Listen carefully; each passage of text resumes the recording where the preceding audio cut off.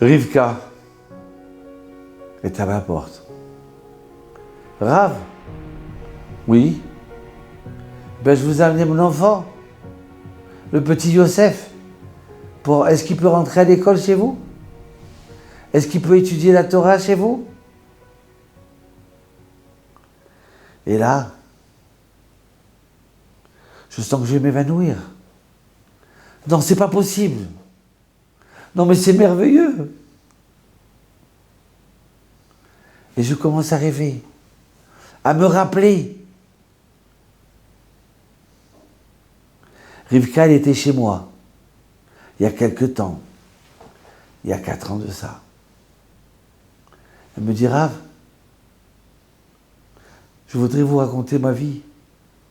Et vous voudrez me faire une bracha pour que je me marie. Ben voilà.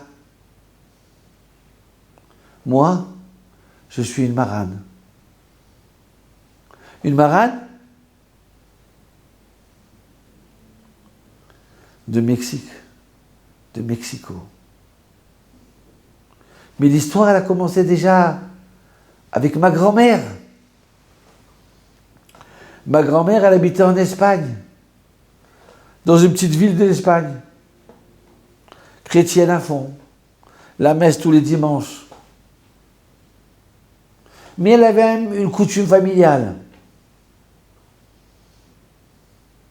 Et un jour, le vendredi après-midi, elle était dans un embouteillage, dans son bus. Comment je vais faire? Je ne vais pas arriver à la maison. Mais pourquoi? Et parce que comme ça, j'ai appris de ma mère. Comme ça, j'ai appris de ma grand-mère. Et de mon arrière-grand-mère, et de mon arrière-grand-mère. J'ai appris que dans notre famille à nous, on était des bons chrétiens. Mais on avait encore une bonne chose de la famille. C'est d'allumer les bougies avant la tombée de la nuit du vendredi. Tu comprends? Et on a toujours gardé ça. Ma maman, elle m'a dit, attention ma fille, n'oublie jamais d'allumer les bougies du vendredi soir. C'est les bougies de la famille. Tu m'entends ma fille? C'est les bougies de Christine.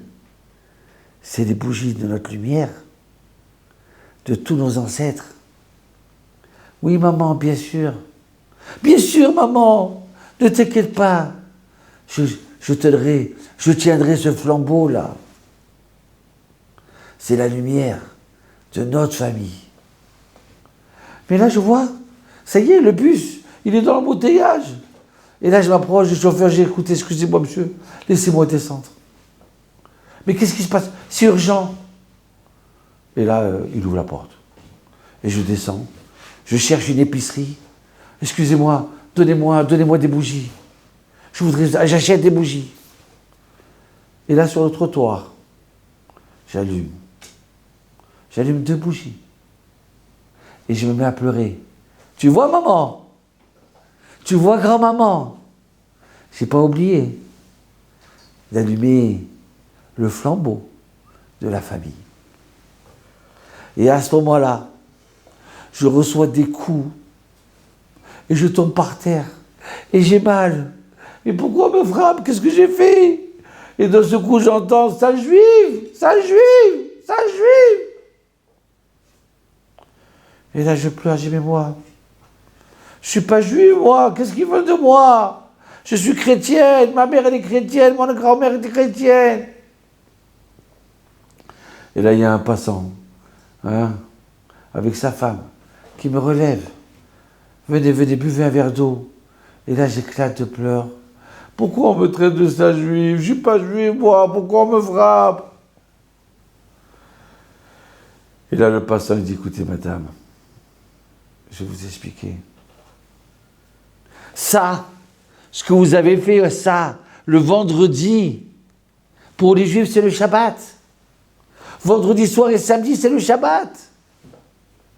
Et le Shabbat, ils allumaient les bougies juste avant la tombée de la nuit. Donc si vous avez gardé cette coutume-là, Ça veut dire que vos ancêtres, ça veut dire que vos ancêtres étaient des juifs à l'époque de Isabelle la catholique. Ça veut dire que quand Isabelle la catholique, elle a demandé que tous les juifs qui restent dans le pays, ils doivent se convertir au christianisme. Et ces gens-là, ils se sont convertis en cachette. Mais ils ont gardé leurs coutumes. Non, ils se sont convertis en public, mais ils ont gardé leur judaïsme en cachette. Et une des coutumes qu'ils ont gardées très fort, c'est quoi? Laver la viande, jeûner un jour dans l'année, et allumer les bougies du samedi, du Shabbos, du Shabbat. Ouais. Et rentre à la maison et dit, maman, grand-mère, est-ce que c'est vrai ce qu'on m'a dit là?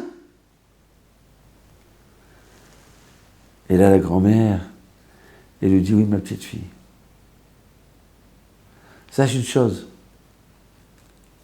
que notre ancêtre, il s'appelait Pueblo. Pueblo, il avait une maison grande, avec des souterrains. Et tous les quarts d'heure, il y avait un juif qui rentrait en cachette, par une autre porte, pour pas qu'on les voie. Et il faisait toutes les prières. Et il mangeait cachère. Et il allumait des bougies. Nous, on a tout perdu. Mais on a gardé les bougies. Tu comprends? Et un jour, Pueblo, il s'est fait attraper. L'Inquisition. Les inquisiteurs, ils sont rentrés. Ils lui ont dit, sale juif, malade.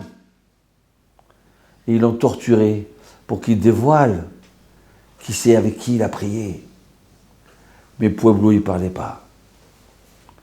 Alors est arrivée une personne pour dire, convertis-toi. Et il dit, non, je ne me convertis pas. Alors sur la place, ils ont fait un grand feu. Et ils ont dit, voilà, tu ne veux pas te convertir. Maintenant, on va allumer le feu. Et tu vas brûler. Et là, il crie tout fort. Et dans la place, il y avait ses enfants et sa femme qui étaient cachés. Et ils entendent comme ça, mon Dieu, je suis prêt à mourir. Je suis prêt à mourir pour ta Torah. Je suis prêt à mourir pour toi. Je te demande une seule chose. Une seule chose. Fais en sorte que mes descendants, ils n'oublient pas qu'ils sont des Juifs. Qu'ils reviennent à la maison. Qu'ils reviennent à étudier la Torah. Tu comprends? Et là, ma grand-mère, quand elle a entendu ça, qui était encore une petite fille, elle a décidé de quitter l'Espagne et s'est installée dans le quartier des Maranes, au Mexique. À Mexico.